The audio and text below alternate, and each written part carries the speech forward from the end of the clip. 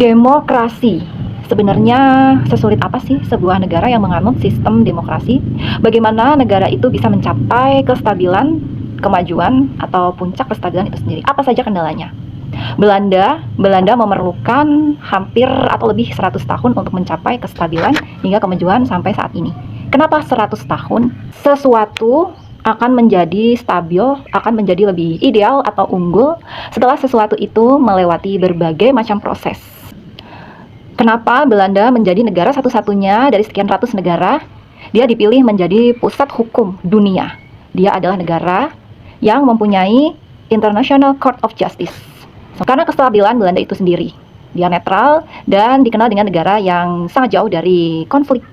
Lalu dalam sistem demokrasi itu sendiri, sebenarnya pusat atau subjek yang paling berpengaruh itu legislatif atau eksekutif.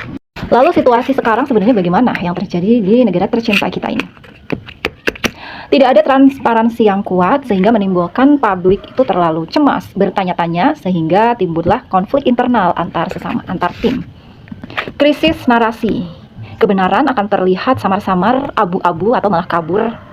Karena apa? Karena ketiadaannya klarifikasi pemerintah yang meyakinkan dan juga tepat. Ini bukan lagi cuma PR, tapi ini tugas kita bersama untuk menyadarkannya. Jadi tetap bersuara, jangan cuma diam aja. Menuju Indonesia emas, menuju Indonesia maju itu tidak gampang.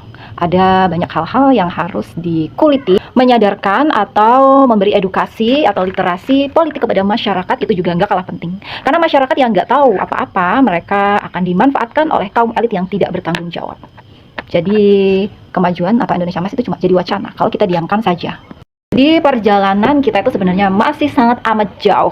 Apalagi kalau kita cuma mentoleransi kelakuan-kelakuan pejabat, pengurus pemerintah yang asbun, asal comot duduk di kursi yang seharusnya dilewati dengan sistem meritokrasi.